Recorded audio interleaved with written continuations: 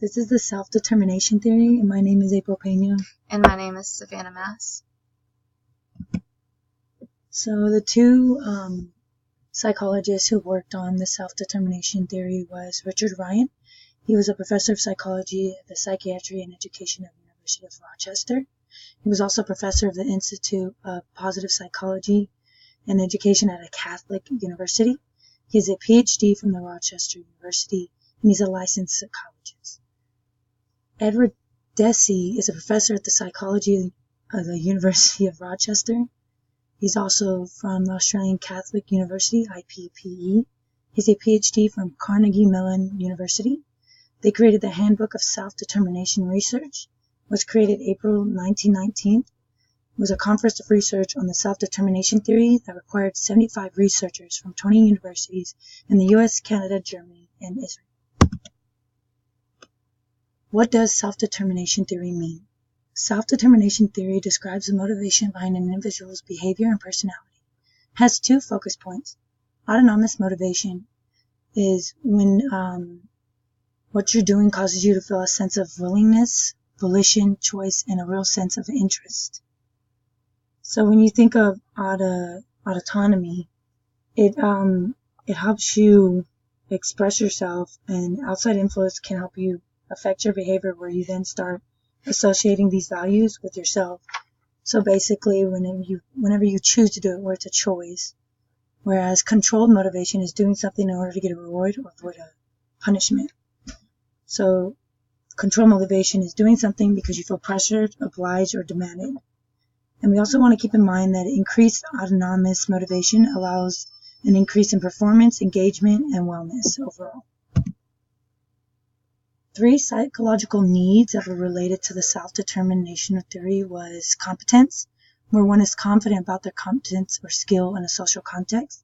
Relatedness, to be connected and belonging to other people in their community. And autonomy. The behaviors is based on self-interest and integrated values. So competence just causes people to seek challenges where their skills are tested and used to overcome them, while also enhancing capabilities through activity.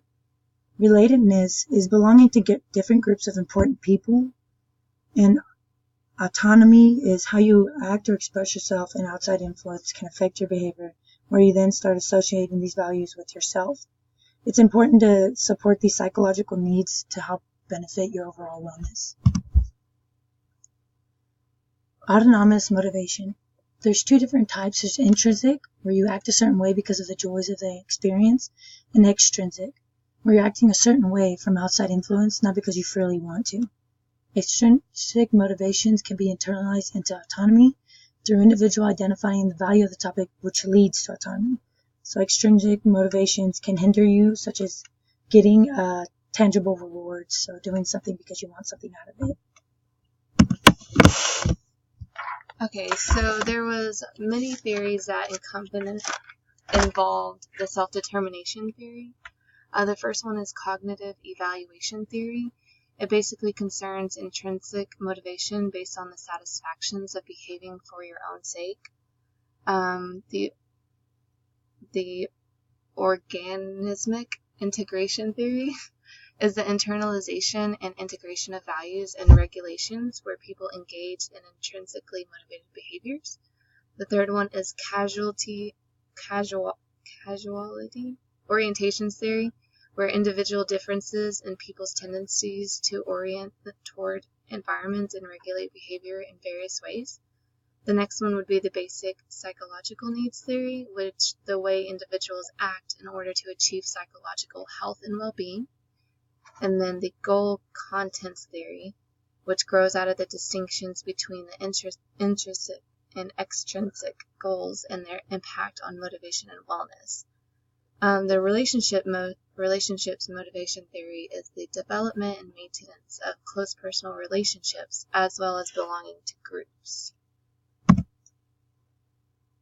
So the reason why the application of the self-determination theory is important is because we can do this by motivating older kids without rewards. So this was introduced by Anya Homoyon, which is a reporter from the news bank, and she told us that gave examples such as giving them choices. So parents and educators usually default by using fear and punishment as motivators to make good choices, but in long term, it's actually better to give students an opportunity to pick and choose how they spend their time. It basically helps develop a greater sense of autonomy. Even having a defined and limited set of options to choose from can provide a feeling of autonomy. The next one would be a focus on daily habits. So that would be too much focus on high tests can negatively affect students by making them feel incompetent. So controlling occurs from being bogged down and overlooking their choice and control of daily habits. Being appropriately challenged without being overwhelmed gives them time to focus on doing daily habits in order to achieve particular goals. Now the next one, which would be allow them to pursue an interest or passion.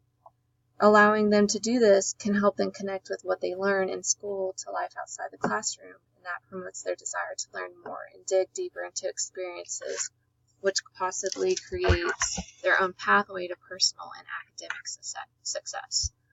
If you encourage positive clusters of connection, which can include sports teams, a music group, summer camp, extended family members, or even an online group. So friends can come and go during school, so the start of the school year is a time to expand their horizons and connections by identifying their networks and introducing them or having them speak to people that they may not have met with before. Now, you can also rethink goal setting strategies, which encouraging students to identify academic goals based on daily habits can help them move beyond common external drivers, such as grades and scores, which can be a short-term motivator. So to focus on longer term, you can do the intrinsically motivated dreams that center on purposeful meaning. Another couple of things that we personally provided that for an application of the theory would be not micromanaging students. So if you, like personally for me, if people micromanages me, I don't feel like I can actually find a direct path to accomplish goals. So I'll be bogged down and I'll want to do it a certain way, when I can find an actual way that works best for me, where I understand the material and actually put that towards later on in life with my education, academics, and even in my real life. Another one would be challenging students. Some students have an issue where they know a little bit more than the average student, I guess you can say, and they tend to be lacking and not motivated by doing like daily activities in school, like quizzes. So they'll believe that it's not challenging to them, so they won't try. But if you give them material that they'll be able to challenge them and be interested in, it can help them with their autonomy motivation. And this is our presentation. Thank you so much. So one other thing we forgot to add, which we're going to add right now, is how it actually relates to, the theory relates to educational psychology. So the theory explains why autonomously motivated students thrive and why students benefit from teachers' support of autonomy. And knowing how people function can help teachers positively motivate students autonomously in the classroom. So being able to understand how you can do a controlled motivation versus an autonomous motivation could help students in long term. And now we're officially done.